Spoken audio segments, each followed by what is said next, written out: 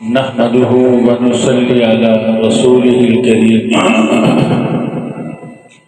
أما بعد فأعوذ بالله من الشيطان الرجيم بسم الله الرحمن الرحيم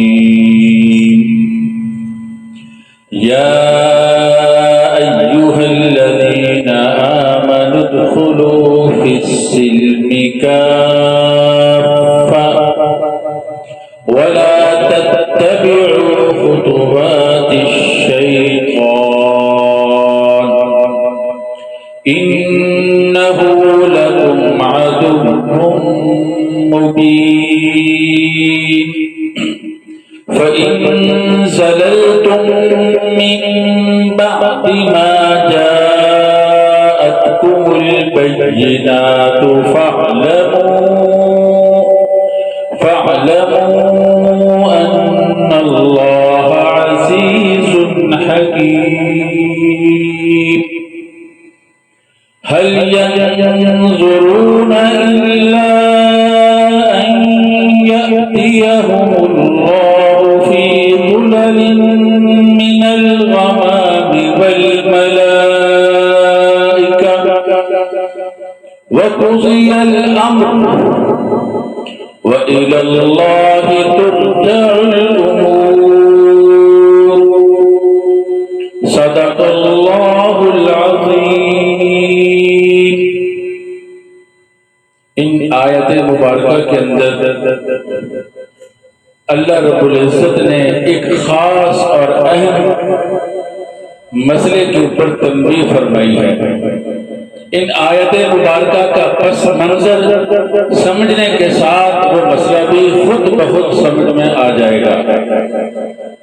وہ مسئلہ یہ تھا کہ یہود کے علماء جن میں حضرت عبداللہ بن سلام اور دوسرے کچھ یہودی جب وہ سرکار دو عالم صلی اللہ علیہ وسلم پر ایمان لے آئے ان کے دل میں ایک بات آئی وہ یہ کہ تورات بھی تو اللہ کی نازل کردہ کتاب ہے اور اسی طرح حضرت موسیٰ علیہ السلام بھی اللہ رب العزت کے بھیجے ہوئے جلیل القدر پیغمبر تھے، کلیم اللہ تھا.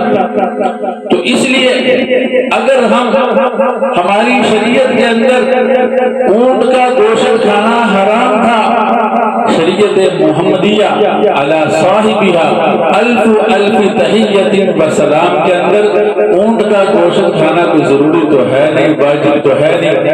اسی طرح ہفتے کے دن کی تعظیم کیا کرتے تھے یہودی، ان کی شریعت میں، شریعت موسوی میں اس کی تعظیم تھی، مگر شریعت محمدیہ علی صاحبہ الف تحیت و سلام کے اندر اس کی کوئی بے تعظیمی واجب نہیں ہے، بے تعظیمی ہے ہی نہیں ہے. تو اگر وہ فرماتے، وہ سوچتے تھے کہ اگر ہم ہفتے کے دن کی تعظیم کر لیا کریں، اونٹ کا گوشت نہ کھائیں، تو شریعت محمدیہ کے اندر بھی ہمارے اوپر کوئی قتل نہیں لگے گی اور اسی طرح شریعت موسوی پر بھی عمل ہو جائے گا. تو اللہ رب العزت کو یہ بات انتہائی ناپسند ہوئی، ناگوار ہوئی. اس لیے کہ صرف یہ دیکھ لینا کہ یہ کام اچھا ہے یہ کافی نہیں ہے، یہ ضروری ہے کہ رسول اللہ صلی اللہ علیہ وسلم جو دین لے کر آئے وہ اس دین کے مطابق بھی ہو. بظاہر یہ خیال بہت اچھا لگتا تھا کہ دین موسوی پر بھی عمل ہو رہا ہے، اس کی بھی رعایت کی جا رہی ہے، اور دین محمدی علی صاحبہ الف تحیت و سلام کے اوپر بھی عمل ہو رہا ہے. مگر اللہ رب العزت نے اس کو شیطانی لغزش قرار دیا ہے کہ مکمل طور پر دین اسلام میں داخل ہونا ضروری ہے. اب وہ لوگ جو لوگ کہتے ہیں یہ چیز اچھی ہے، اس کے کرنے میں کیا مذائقہ ہے، اس کو دین کی چیز بنا دیتے ہیں، اس کو بدعت کہا جاتا ہے. ان کو یہ بات سمجھ میں نہیں آتی. حالانکہ قرآن کریم کی ان آیت مبارکہ کے اندر سخت تنبیہ اور زجر موجود ہے کہ مکمل طور پر دین میں داخل ہو، مکمل طور پر اسلام کے سامنے جھک جاؤ، اپنی خواہشات کو مکمل طور پر ختم کر دو. تو اہل بدعت کو یہ بات سمجھ نہیں آتی. وہ کہتے ہیں یہ بات اچھی ہے، یہ بات اچھی ہے. اگر اس طرح دیکھا جائے وہ بات اچھی ہے، یہ بات اچھی ہے، وہ بات اچھی ہے، لوگوں کی باتوں کا مجموعی دین بن جائے گا، اصل دین جو ہے وہ پیچھے ہٹ جائے گا. اس لیے اللہ رب العزت نے اس کو شیطانی لغزش قرار دیا ہے کہ مکمل طور پر دین میں داخل ہو. اسی طرح بعض لوگ کہتے ہیں شرک ان کو سمجھ میں نہیں آتا. شرک کی ایسی تعریف کی جائے جو متفقہ ہو. وہ اس بات میں غور نہیں کرتے، اپنے پرانے جاہلیت کے خیالات اپنے دل سے نہیں نکالتے. وہ اللہ کی عظمت کو نہیں سمجھتے کہ شرک اور شریک کوئی انسان، کوئی فرشتہ، کوئی بھی مخلوق خالق کے ساتھ کیسے ہو سکتی ہے. اس کی ذات کے اندر یا اس کی صفات کے اندر ہر قسم کی بڑائی، ہر قسم کی عظمت، ہر قسم کا کمال، ہر قسم کی حمد وہ تو صرف اللہ ہی کا حق ہے. جس کو اللہ رب العزت نے عزت دی اسی کو عزت ملتی ہے، جس کو اللہ رب العزت رسوا کر دے اسے کوئی عزت نہیں دے سکتا، جسے اللہ پکڑ لے اسے کوئی چھڑا نہیں سکتا. مالک وہ ہے، خالق وہ ہے، رازق وہ ہے، زندگی موت اس کے ہاتھ میں ہے. ہر انسان، ہر مخلوق، ہر لحظہ، ہر ساتھ اللہ تعالیٰ کی محتاج ہے. تو کس طرح یہ کس طرح بتلایا جائے کہ یہاں تک تمہاری حدود ہے، یہاں سے اللہ کی حدود شروع ہوتی ہے، تاکہ تمہیں سمجھ میں آ جائے کہ یہ شرک ہے، یہ شرک نہیں. یہ بھی بات بتلانے کی ہے. انسان مجموعہ ہے کمزوری کا، عاجزی کا. انسان میں تمام مخلوقات کے پاس کوئی بھی کمال نہیں ہے، سارے کمال اللہ تعالیٰ کے پاس ہے. فسبحان الذی بیدہ ملکوت کل شیء، پاک ہے وہ ذات جس کے قبضے قدرت میں ہر چیز کی بادشاہت ہے. اللہ لا الہ الا هو الحی القیوم، اللہ کے علاوہ کوئی نہیں ہے، وہی معبود ہے، وہی زندہ ہے. سب کو زندگیاں بھی عطا اسی نے کی ہیں. وہی قیوم ہے، سب کو قائم بھی اسی نے رکھا ہوا ہے. یا ایھا الناس ضرب مثل فاستمعوا له ان الذين تدعون من دون الله لن يخلقوا ذبابا ولا اجتمعوا له وان يسلبهم الذباب شيئا لا يستنقذوه منه ضعف الطالب والمطلوب ما قدر الله حق قدره. اللہ رب العزت فرماتا ہے جس کو اللہ کے علاوہ یہ پکارتے ہیں، جس میں سمجھتے ہیں کوئی صلاحیت ہے، کوئی کمال ہے، ایک مکھی کو پیدا نہیں کر سکتے. ساری کائنات کے لوگ اکٹھے ہو جائے، انسان بھی اکٹھے ہو جائے، جن بھی اکٹھے ہو جائے، جس کو چاہے اللہ کے علاوہ بلا لے. یہ تو بہت دور کی بات ہے مکھی بنانا. اگر مکھی ان سے کوئی چیز چھین کر بھاگ جائے اس کو بھی واپس نہیں لا سکتے. مکھی کو پکڑ لیں گے، اس کے منہ سے نکال لیں گے، اس کے پیٹ سے نکال لیں گے، نہیں واپس لا سکتے، اسی حالت میں واپس نہیں لا سکتے. اس قدر کمزور ہے. تو اس کو بتلانا پڑے گا یہ تمہاری حدود ہے، یہ اللہ کی حدود ہے. تم سراپا عاجز ہو، تم کمزوری ہو، مکمل کمزوری ہو. ساری قوتیں، توانائیاں، عزتیں، عظمتیں اللہ کے پاس ہے.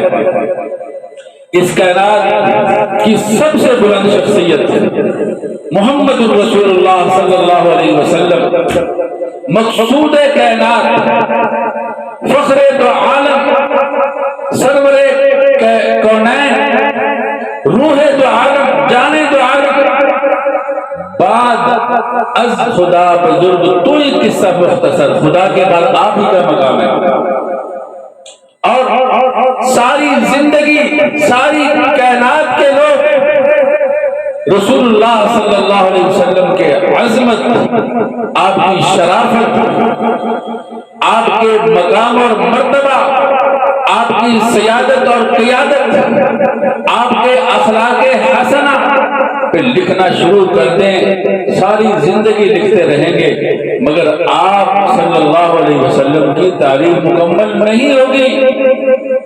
اور یوں کہیں گے ما ان مدحت محمدا بمقالتی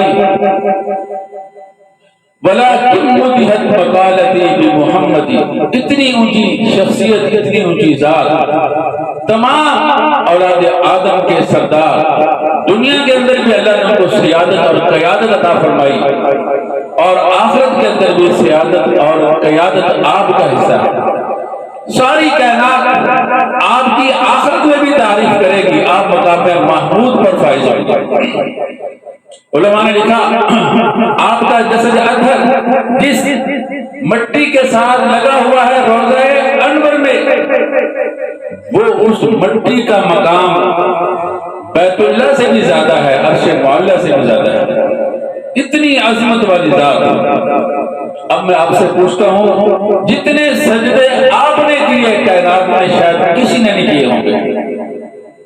آپ صلی اللہ علیہ وسلم کا ایک پل کا سجدہ ساری کائنات کے سجدے ایک طرف کر دیے جائیں، بتلائیے مقابلہ ہو سکتا ہے؟ اتنا اللہ کے سامنے گڑ گڑائے۔ حضرت علی رضی اللہ تعالیٰ عنہ فرماتے ہیں میں نے بدر کے دن آپ صلی اللہ علیہ وسلم کو تلاش کیا تو دیکھا سجدے میں پڑے ہوئے ہیں، بار بار فرما رہے ہیں یا حی یا قیوم یا حی یا قیوم یا حی یا قیوم۔ اتنی اللہ رب العزت کے سامنے عاجزی فرماتے تھے۔ تو انسان اس قابل ہے کہ اس کا حق بتایا جائے، تقسیم کیا جائے کہ یہاں تک تمہارا حق ہے۔ انسان کا حق تو یہ ہے کہ وہ اپنی عاجزی کا اعتراف کرے۔ اللہ رب العزت کی نعمت استعمال ہر وقت کرتا ہے، اگر اللہ رب العزت ایک لحظہ کے لیے بھی نظریں انسان سے ہٹا دے، انسان اتنی بڑی تباہی کا شکار ہو سکتا ہے کہ انسان سوچ بھی نہیں سکتا۔ تو اس لیے شرک سے بچنا چاہیے۔ یہ بہانے ہیں کہ یہ تعریف کر دو، وہ تعریف کر دو، یہ بدعت کی تعریف کر دو، ہر عقل مند سمجھتا ہے۔ تو نہ اللہ تعالیٰ کی ذات میں کسی کو شریک ٹھہرانا چاہیے، نہ اللہ تعالیٰ کی صفات میں کسی کو شریک ٹھہرانا چاہیے۔ لوگوں کے اندر یہ جو خیالات ہیں مسلمان جان بوجھ کے ایسا نہیں کر سکتا، یہ جاہلیت کے خیالات ہیں، بت پرستی کے خیالات ہیں جو انسان اپنے اندر تکبر کی شکل میں یا اپنے لوگوں کے اندر تکبر کی شکل میں دیکھتا ہے۔ تو اللہ تعالیٰ فرماتے ہیں یا ایھا الذین آمنوا ادخلوا فی السلم کافہ، اے ایمان والو اسلام میں مکمل داخل ہو جاؤ، اپنے خیالات بھی اسلام کے مطابق کر لو، اپنے اعمال بھی اسلام کے مطابق کر لو، اپنا سوچ اپنی فکر ہر چیز اسلام کے مطابق کر لو، تمہارے جذبات بھی اسلام کے مطابق ہو جائیں۔ یہ ہے مکمل اسلام میں داخل ہونا۔ وَلَا تَتَّبِعُوا خُطُوَاتِ الشَّيْطَانِ، شیطان کے پیچھے نہ چلو، شیطان کے قدموں پر نہ چلو۔ اللہ نے اس کو شیطان کے پیچھے چلنا کرا دیا ہے، شیطان ہی یہ لفظ ہے۔ إِنَّهُ لَكُمْ عَدُوٌّ مُبِينٌ، شیطان تمہارا سری دشمن ہے، کھلا ہوا دشمن ہے۔ عدو کہتے ہیں دشمن کو، مبین کہتے ہیں کھلا ہوا۔ فَإِن زَلَلْتُمْ، پھر اگر تم لٹ کھڑا گئے، پھسل گئے، پھر گئے، فَإِن زَلَلْتُمْ مِن بَعْدِ مَا جَاءَتْكُمُ الْبَيِّنَاتُ، بعد اس کے کہ تمہارے پاس واضح دلائل آ گئے، روشن احکامات آ گئے، فَاعْلَمُوا أَنَّ اللَّهَ عَزِيزٌ حَكِيمٌ، جان لو اللہ غالب ہے، حکمت والا ہے، وہ معاف نہیں کرے گا، نہیں چھوڑے گا تمہیں۔ اگر تم نے یہ تحریفات والا کام نہ چھوڑا نہیں بچ سکتے، اگر تمہیں نہیں پکڑا تو جان لو وہ حکیم بھی ہے، تمہیں جو مہلت دی ہے وہ ایک حکمت کے تحت دی ہے۔ هل ينظرون الا ان ياتيهم الله في ظلل من الغمام والملائكه وقضي الامر، تو یہ تو اسی کا انتظار کر رہے ہیں کہ اللہ یعنی اللہ کا عذاب بادلوں میں آ جائے اور فرشتے اتر آئے معاملہ مکمل کر دیا جائے، یہ تو اس کے انتظار میں پھر قیامت قائم ہو جائے، یہ سارا معاملہ ختم کر دیا جائے۔ جب ان کو اتنے واضح دلائل ہی سمجھ میں نہیں آتے تو اس کا مطلب یہ ہے کہ یہ تو اللہ کے عذاب کے انتظار میں بیٹھے ہوئے ہیں۔ فَبِأَيِّ حَدِيثٍ بَعْدَهُ يُؤْمِنُونَ، اس حدیث کے بعد، اس کتاب کے بعد، اس وعظ و نصیحت کے بعد، ان کھلے ہوئے دلائل کے بعد پھر تم کس پر ایمان لاؤ گے؟ اس کا مطلب ہے کہ تم اب سزا کے لیے بیٹھے ہوئے ہو۔ اتنی روشن دلیلیں آ گئی، اتنے واضح احکامات آ گئے۔ وَإِلَى اللَّهِ تُرْجَعُ الْأُمُورُ، تمام امور اللہ ہی کی طرف لوٹتے ہیں، اس لیے اللہ تعالیٰ سے کوئی بات مخفی نہیں ہے، نہ اللہ تعالیٰ سے کوئی بھاگ سکتا ہے۔ تو کتنی سخت وعید ہے ان آیات مبارکہ کے اندر اس آدمی کے لیے جو اپنے خیالات کو دین میں شامل کرنا چاہتا ہے، جو اپنے جذبات کو دین کے تابع کرنے کی بجائے اس میں شامل کرنا چاہتا ہے۔ بدعتی کے لیے، مشرک کے لیے کتنی زیادہ اس کے اندر سختی ہے، اور اس آدمی کے لیے بھی جو اپنے خیالات کو دین کی شکل میں ظاہر، اس کو بدعتی کہتے ہیں۔ تو دعا کیجئے اللہ رب العزت ہمیں بدعت اور شرک، دوسری برائیوں سے بھی بالخصوص بدعت اور شرک سے بچنے کی توفیق عطا فرمائے، ہماری نسلوں کو بھی ان سے بچائے۔ وآخر دعوانا ان الحمد للہ رب العالمین۔